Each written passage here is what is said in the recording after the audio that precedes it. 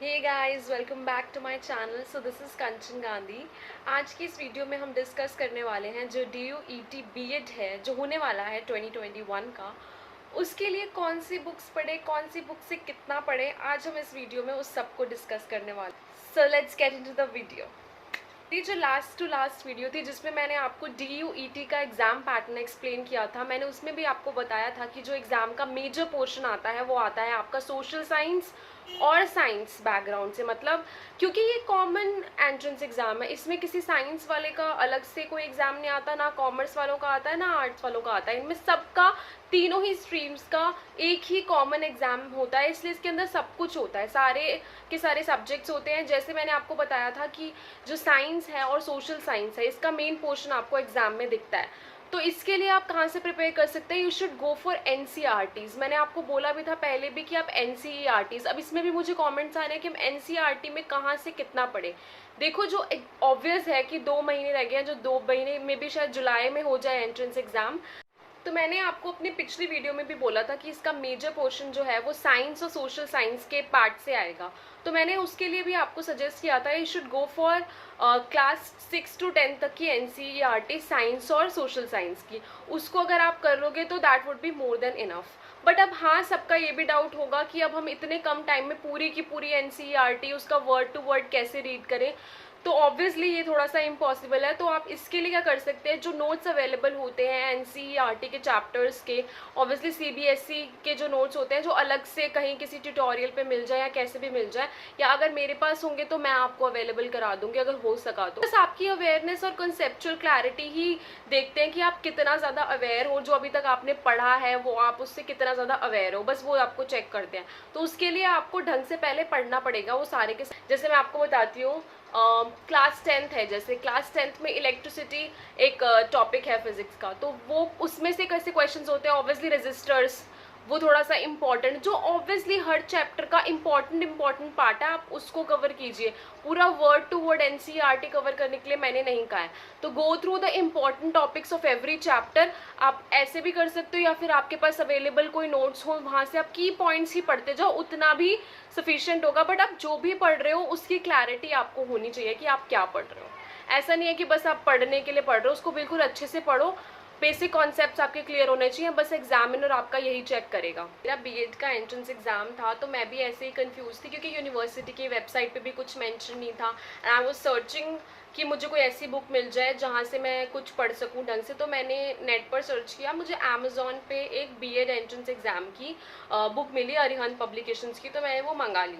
उसको मैंने थोड़ा बहुत रीड करा, बट वो इतनी ज़्यादा बोरिंग होती है। मुझे पता है कि अगर आप वो ले भी लोगे तो उससे रीड नहीं कर पाओगे। तो you should go for NCERT, क्योंकि मैंने देखा कि जो एग्जाम में क्वेश्चंस भी आए थे तो उस बुक से कुछ भी नहीं था, क्योंकि इतना ज़्यादा वैरायटी में आपको कॉन्सेप्ट्स देते हैं कि आप उनको पढ़ने में इतना टाइम लगा दोगे तो आपका बाकी का चीज़ें रहता जाएगा। तो मैं आपको यही सजेस्ट करूँगी कि गो थ्रू द NCERTs, क्योंकि वहाँ पर आप अगर इंपॉर्टेंट पॉइंट्स कर लेते हो ना, इंपॉर्टेंट कॉन्सेप्ट्स कर लेते हो, तो वो बहुत सही रहेगा। अगर आप बुक के चक्कर में पढ़ोगे तो वहाँ पे आपका फिर बाकी का पार्ट है, जो इम्पोर्टेंट वाला पार्ट है, वो छूट जाएगा।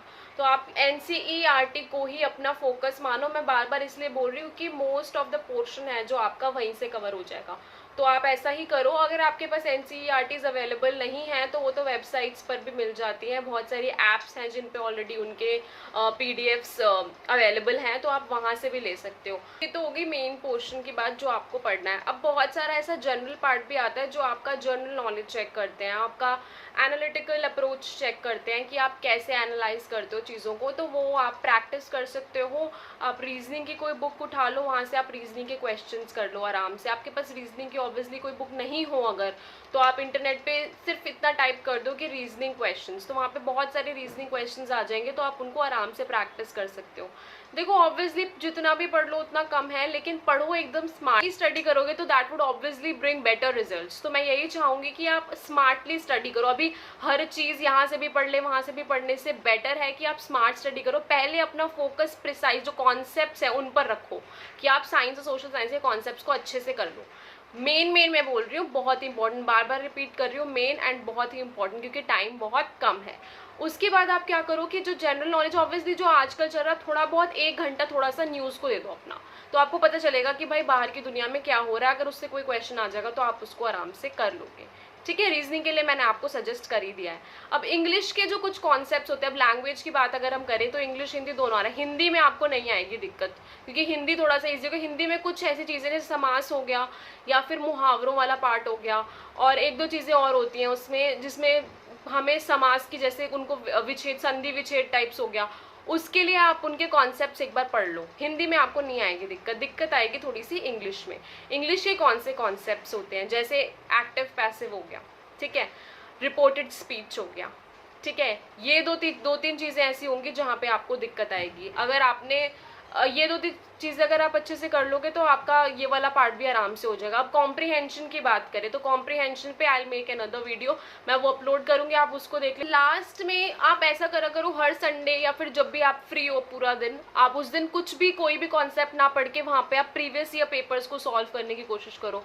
वहाँ पे आप अपने क्वेश्चन को, जो क्वेश्चन पेपर में क्वेश्चन है उनको सॉल्व करने की कोशिश करो, और आप देखो कि आप कितना अटेम्प्ट कर पा रहे हो। और आप देखोगे ऑब्वियसली हर वीक की स्टडी के बाद अगर एंड में जाके आप एक क्वेश्चन पेपर सॉल्व कर रहे हो तो आपको पक्का दिखेगा कि आपने कुछ ना कुछ इम्प्रूव किया है, ठीक है। तो आप पूरा एक वीक स्टडी करो और लास्ट में जाके आप एक क्वेश्चन पेपर सॉल्व करो, आपको अपना ग्रोथ भी दिखेगा, अपनी इंप्रूवमेंट भी दिखेगी, और फिर इससे आपको मोटिवेशन भी मिलेगा कि हाँ आप कुछ प्रोडक्टिव कर रहे हो उस पूरे वीक में।